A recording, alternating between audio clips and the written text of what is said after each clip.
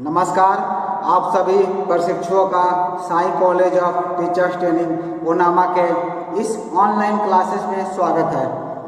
इस वीडियो में हम बात करने वाले हैं आपके डीएलएड प्रथम वर्ष के पेपर कोड F12 यानी कि ICT information and communication technology के यूनिट 4 की आज बात करेंगे।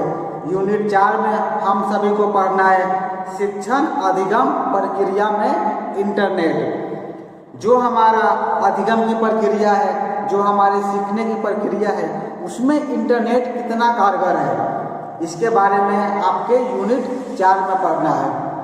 यूनिट 4 का ही एक बहुत ही महत्वपूर्ण भाग है जिसमें हमको पढ़ना है ईमेल के बारे में। हमको पढ़ना है ईमेल। ईमेल से आप सभी वाकिफ ही होंगे, इसका प्रयोग भी करते होंगे। ईमेल का फुल फॉर्म होता है इलेक्ट्रॉनिक मेल। तो आज हम इस वीडियो में ईमेल के बारे में चर्चा करेंगे।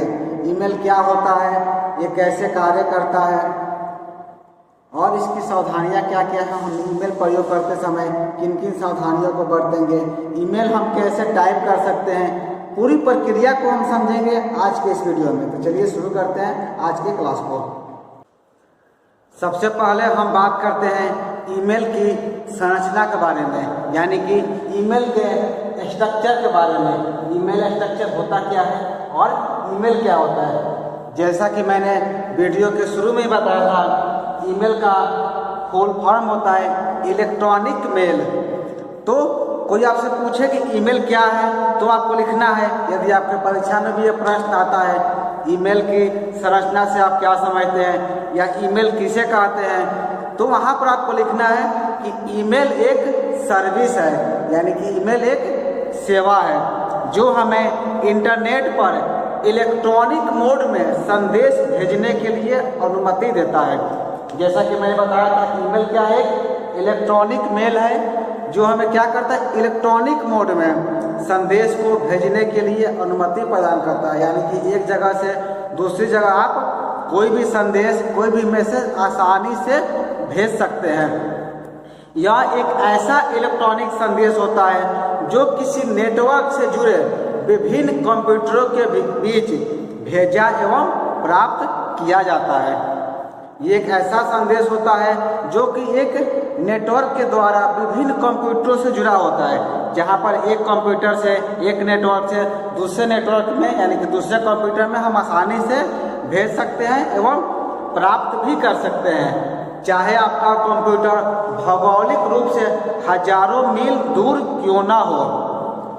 यहाँ जब दो कंप्यूटर की बात करते हैं तो आपका कंप्यूटर भौगोलिक रूप से चाहे कितना भी दूर क्यों ना हो, आसानी से हम एक जगह से दूसरी जगह हम ईमेल को भेज सकते हैं। ईमेल को जो है मेल सर्वर के माध्यम से भेजा जाता है और प्राप्त भी किया जाता है। जो ईमेल का सर्वर होता है उसी के द्वारा हम मेल को एक जगह से दूसरे स्थान पर भेजते हैं।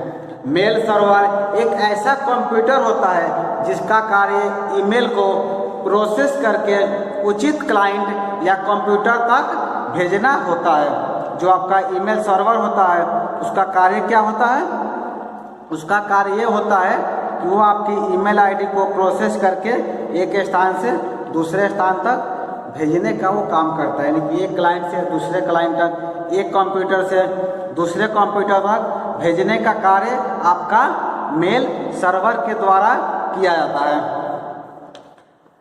ईमेल की हम यदि संरचना की बात करते हैं, ईमेल के स्ट्रक्चर की बात करते हैं, तो सबसे पहले हमारा आता है ईमेल एड्रेस। हमें ईमेल भेजने के लिए क्या चाहिए, हमारे पास एक ईमेल एड्रेस होना चाहिए, यानी कि ईमेल पता होना चाहिए। जब तक हमारे पास एड्रेस नहीं रहेगा, ईमेल इलेक्ट्रॉनिक मेल का एड्रेस नहीं रहेगा, तब तक हम किसी चीज़ को नहीं भेज सकते हैं। मान लीजिए कि आपका जो घर है तो आपके घर का भी एक पता होता है, एक घर का एड्रेस होता है, जिस एड्रेस पर कोई व्यक्ति आसानी से पहुंच जाता है या कोई भी सामान यदि आप मंगाते हैं तो वो चीज़ें आपके एड्रेस पर, आपके घर पर पहुंच जाती है। तो यदि हम ईमेल की बात करते हैं तो ईमेल के लिए भी हमें एक एड्रेस की आवश्यकता होती है, एक पते की आवश्यकता होती है और उसी पते के द्वारा हमारा जो है उसी पते पर, उसी एड्रेस पर आपका ईमेल जाता है। तो ईमेल के जो है प्रत्येक उपयोगकर्ता को अपने ईमेल खाते के लिए एक अनूठा नाम बनाना पड़ता है, यानी कि एक एड्रेस बनाना पड़ता है। यदि आप ईमेल भेजना चाहते हैं किसी को, तो सबसे पहले आपको एक अपना एड्रेस बनाना पड़ेगा, एक पता बनाना होगा, एक अनूठा नाम बनाना पड़ता है। उसी नाम को हम लोग ईमेल एड्रेस के रूप में जानते हैं। हम क्या करते हैं, जब हमको किसी को ईमेल भेजना होता है तो ईमेल भेजने से पहले जो ईमेल के जो सर्वर हैं, जो कि ईमेल कंपनियां प्रोवाइड करती है, उस पर अपना एक यूनिक, एक अनोखा नाम बनाना पड़ता है। जो हम लोग नाम बनाते हैं उसी नाम को कहा जाता है ईमेल एड्रेस। ईमेल एड्रेस में होता क्या है, ईमेल एड्रेस की बात करें तो पहला आपका होता है यूजर नेम, जो कि आप खुद इसको डिसाइड करते हैं। यूजर नेम को आप चुनते हैं कि आपको अपने नाम में क्या रखना है। उसके बाद एक सिंबल होता है, इस तरह का सिंबल आप देख रहे होंगे रहता है, जिसको कहा जाता है @ इस सिंबल का नाम है @ सिंबल। उसके बाद आपका होता है डोमेन नेम, यानी कि जो भी सर्वर कंपनी आपको ईमेल सुविधा प्रदान कर रही है उसका नाम @ के बाद होता है, और @ के पहले जो है ये फ्री दिया जाता है, यूजर नेम रहता है। आप जो चाहें वो नाम दे सकते हैं। यदि उसके हम एक उदाहरण की बात करें, एक एग्जाम्पल की बात करें, तो आपके सामने एक एग्जाम्पल यहाँ दिख रहा है, जिसे कि यहाँ पर लिखा हुआ है विश्वजीत k1@gmail.com। ये मेरा खुद का ईमेल आईडी है, जिसमें आप देख सकते हैं कि @ सिंबल के पहले जो है मेरा नाम लिखा हुआ है और एक मैंने k1 का सिंबल प्रयोग किया है। तो ये हो गया मेरा यूजर नेम, इसको बोला जाता है, ये आपका यूजर नेम हो गया। और @ के बाद जो सिंबल लगा हुआ है gmail.com, यानी कि googlemail.com, ये हमारा डोमेन नेम कौन है, डोमेन मेरा गूगल है। मैंने गूगल पर गूगल पर जो है अपना एक मेल तैयार किया है। जीमेल का फुल फॉर्म होता है गूगल मेल। कई बार आपसे पूछ दिया था जीमेल का फुल फॉर्म क्या होगा, तो आपको याद रखना है जीमेल का फुल फॉर्म होता है गूगल मेल, और ईमेल का फुल फॉर्म होता है इलेक्ट्रॉनिक मेल। इसमें आपको एक चीज ध्यान देना है, @ के पहले जो भी नाम लिखा हुआ है इसमें चाहे तो आप चेंजिंग कर सकते हैं, ये आपके अपने अनुसार निर्धारित करना होता है। लेकिन @ के बाद जो चीज लिखी होती है, जो डोमेन नेम है, इसको आप कभी चेंज नहीं कर सकते हैं। ये चूंकि ये डोमेन नेम है, आपको जो भी करना है @ के पहले वाले सिंबल को कर सकते हैं। आपके ईमेल को आप समझ सकते हैं कि दो भागों में बांटा जाता है, एक यूजर नेम और दूसरा डोमेन नेम। दोनों अलग किससे होते हैं, दोनों आपके @ सिंबल से अलग होते हैं। जो आपका सिंबल यहाँ दिख रहा है, इसी सिंबल से दोनों को अलग किया जाता है। आप समझ सकते हैं कि @ के पहले जो बातें लिखी गई है वो आपका यूजर नेम है, वो आप अपनी सुविधा अनुसार कुछ भी बना सकते हैं, वो आपका एड्रेस होगा। ये जो आप नाम यहाँ देंगे ये आपका अपना एड्रेस होता है। और उसके बाद @ के बाद जो रहता है डोमेन नेम, जिस सर्वर पर आप अपना ईमेल बना रहे हैं, जिस सर्वर का आप प्रयोग कर रहे हैं, जिस डोमेन का प्रयोग कर रहे हैं, उसका नाम यहाँ लिखा रहता है। तो जैसे मैंने गूगल का प्रयोग किया है तो यहाँ पर मेरा है googlemail.com, यानी कि शॉर्ट में gmail.com। एक चीज़ आपको याद रखना है, जब आप अपना यूजर नेम बनाएंगे तो यूजर नेम में कहीं भी आप स्पेस नहीं दे सकते हैं। जो भी आप लेटर लिखेंगे सब आपस में सटा होना चाहिए। स्पेस बटन जो है आप इसमें अलाउ नहीं होता है, स्पेस बटन का प्रयोग आप नहीं कर सकते हैं। ये इसका पॉइंट आपको याद रखना। जब भी हम ईमेल का अपना यूजर नेम बनाएंगे इसमें हम स्पेस का प्रयोग नहीं कर सकते हैं। तो हमने अभी देखे ईमेल एड्रेस बारे में। अब हम आगे बात करते हैं ईमेल संदेश के घटक, यानी कि the components of email address. Email address के कौन कौन से कंपोनेंट्स होते हैं, हम यहाँ स्पेशली बात करेंगे जीमेल के बारे में। जो आप यदि जीमेल यूज करते होंगे, गूगल मेल प्रयोग करते होंगे, तो गूगल मेल के कौन कौन से कंपोनेंट्स हैं उसके बारे में हम बेसिकली इस वीडियो में बात करने वाले हैं। यदि आप किसी और कंपनी का, किसी और डोमेन नेम का अगर यूज करते होंगे तो हो सकता है कि कंपोनेंट्स वहाँ पर कुछ अलग हो जाए, लेकिन बेसिकली कुछ कंपोनेंट जो है सब में एक ही होता है। तो हम इस वीडियो में बात करेंगे कंपोनेंट्स की। जो बात करते हैं हम जीमेल के कंपोनेंट्स की बात करेंगे। जीमेल के कंपोनेंट्स में कौन कौन से पार्ट होते हैं और कैसे होते हैं। यदि आप जीमेल यूज करेंगे तो सबसे पहले आपका होता है फ्रॉम। आप ध्यान दिए होंगे जब अपना ईमेल आप खोलेंगे तो पहला आपका आइकन बना होता है फ्रॉम का। फ्रॉम में क्या होता है, इसमें रहता है प्रेषक का पता, यानी कि सेंडर एड्रेस। इसमें आपका पता होता है, यानी कि जैसे कि मेरा ये जीमेल ईमेल आईडी है तो ये पता जो है यहाँ पर मेंशन रहेगा, यहाँ पर लिखा रहेगा। यहाँ लिखा आता है biswajit@gmail.com, यहाँ पर मेंशन रहेगा। ये बाय डिफॉल्ट लिखा ही रहता है, आपको लिखने की आवश्यकता नहीं पड़ती है। जब आप जैसे ही गूगल के जीमेल में जाते हैं और आप वहाँ पर किसी को संदेश भेजने के लिए जैसे कंपोज वाले आइकन पर क्लिक करेंगे तो बाय डिफॉल्ट यहाँ पर आपका जो है ईमेल आईडी पहले से लिखा रहता है। फ्रॉम वाले कॉलम में आपका जो जीमेल एड्रेस है यहाँ पर पहले से फिल जाएगा। फ्रॉम में रहता है कि आपका एड्रेस रहेगा कि आप किसी को मेल भेज रहे हैं। दूसरा आपका कंपोनेंट्स होता है टू का। टू में क्या करना होता है, टू में आपको एड्रेस डालना होता है, यानी कि संदेश प्राप्त करता, रिसीवर एड्रेस। आप मेल किसको भेज रहे हैं, जिसको आप मेल भेजेंगे उसका एड्रेस यहाँ पर आपको डालना होता है। मान लीजिए हम मेल भेज रहे हैं किसी सोनू नाम के रहते हैं तो हम यहाँ पर टाइप करेंगे sonu@gmail.com। यहाँ पर क्या हुआ, सोनू हो गया उसका यूजर नेम और जो @ सिंबल के बाद जो आता है उसका डोमेन नेम। तो मैंने टू में टाइप किया sonu@gmail.com, यानी कि ये मेल जो है सोनू को चला जाएगा, वो मेरा रिसीवर है, संदेश प्राप्त करता है। ये दो तो कॉमन चीज़ें हैं जो हर सभी को पता होता है जीमेल में। फ्रॉम में आपका एड्रेस लिखना है, टू में जिसे हम भेज रहे हैं उसका एड्रेस लिखना होता है।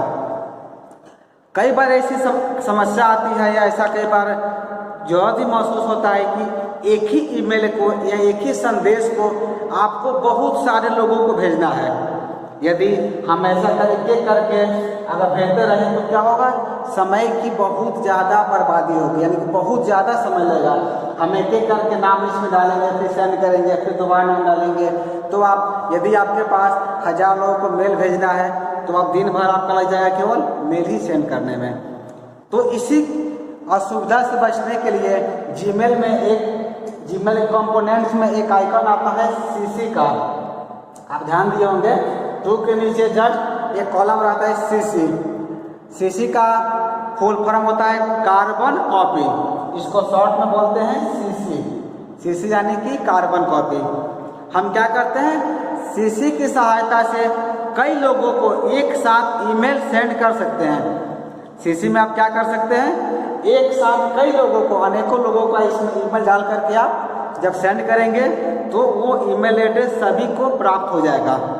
लेकिन इस प्रक्रिया में होता क्या है, सभी लोग एक दूसरे की ईमेल एड्रेस को भी देख सकते हैं। यदि सीसी में आप जितने का ईमेल एड्रेस पुट करेंगे, मान लीजिए आपने 20 लोगों का यहाँ पर ईमेल एड्रेस डाल दिया और आपने सेंड कर दिया, तो वो 20 लोग जो हैं सभी एक दूसरे के ईमेल एड्रेस को देख सकते हैं और उन्हें पता चल जाएगा कि आपके द्वारा किन किन लोगों को जो है ईमेल भेजा गया था।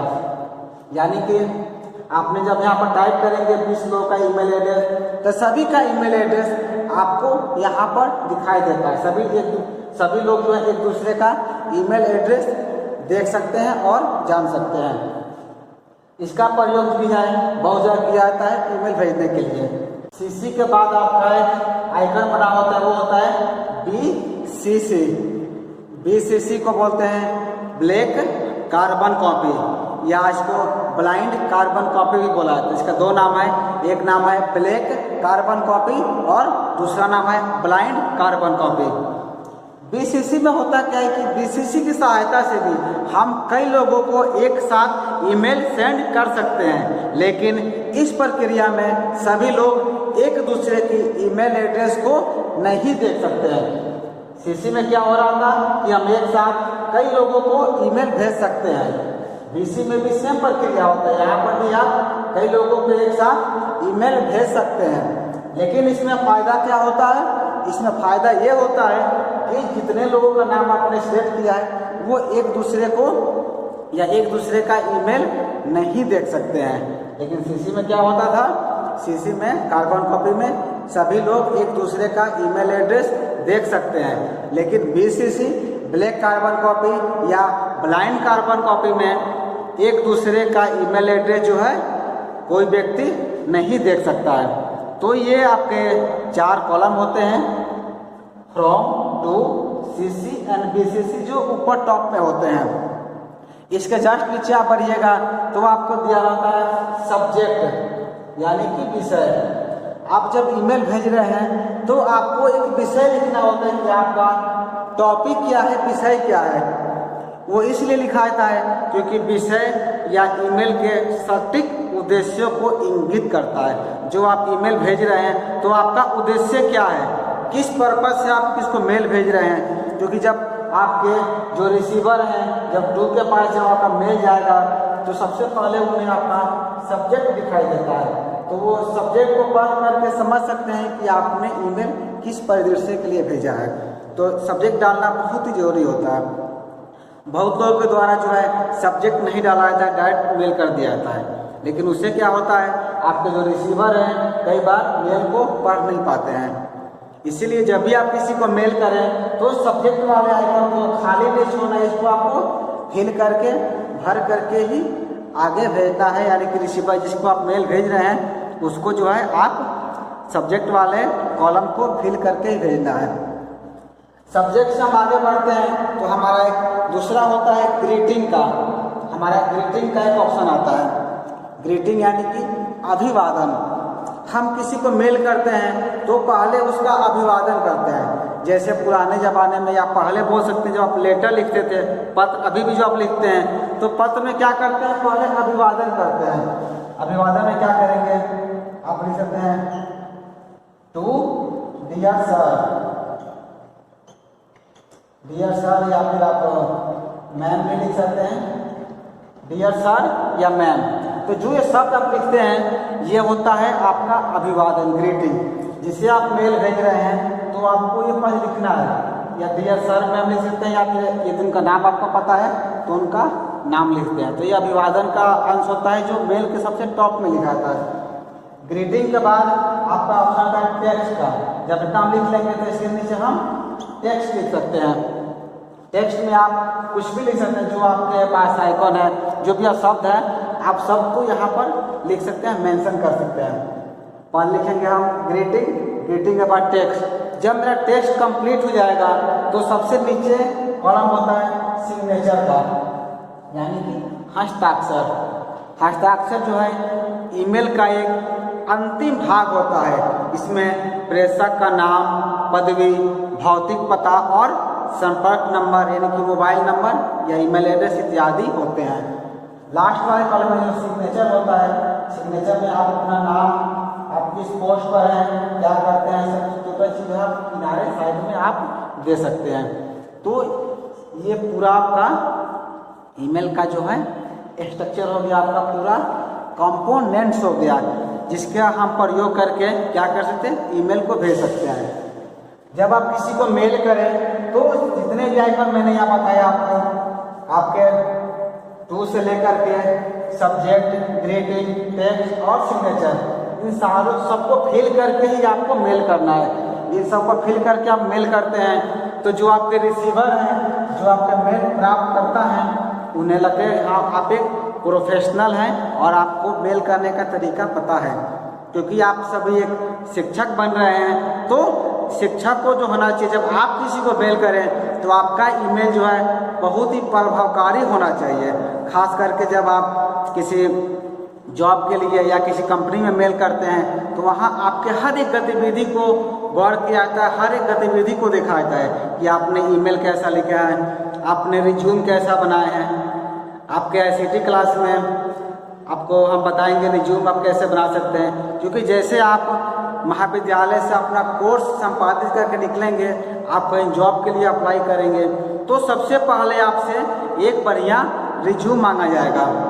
तो रिज्यूम हम कैसे बनाएंगे हम बात कर लेंगे। ICT के अंदर हम जानेंगे रिज्यूम, एक प्रभावकारी रिज्यूम हम कैसे बना सकते हैं, हमारा रिज्यूम कैसा दिखना चाहिए, इसके बारे में भी हम आपको सेपरेट वीडियो इसके लिए बना देंगे। तो हमने यहाँ पर देखा ईमेल जो हम भेजते हैं उसका कंपोनेंट्स कैसा होना चाहिए और ईमेल को हम कैसे भेज सकते हैं।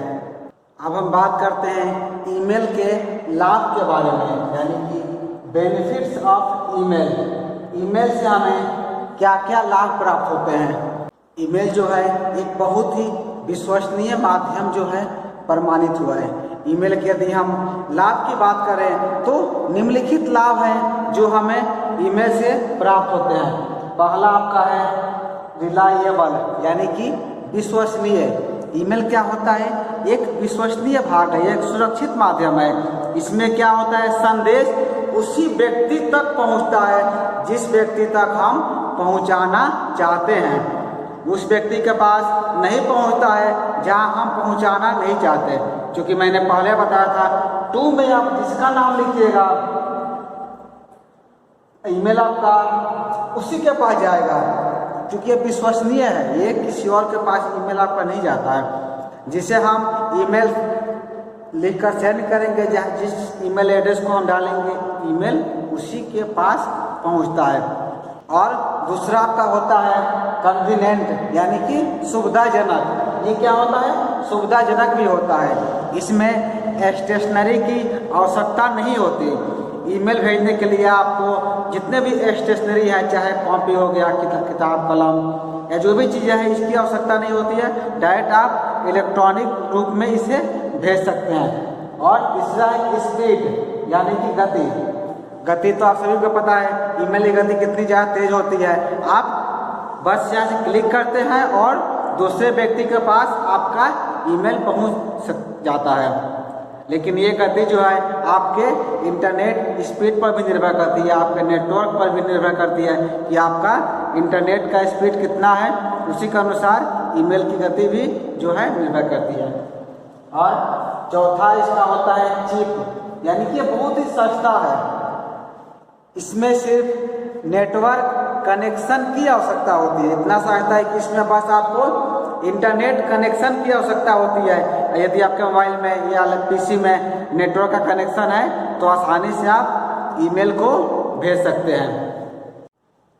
ईमेल एड्रेस को जो है, जो आपको ईमेल एड्रेस प्राप्त होता है उससे आसानी से आप प्रिंट कर सकते हैं। ये इसका फायदा है। और इसका अंतिम फायदा आपका है प्रीविलेंस, यानी कि व्यापकता।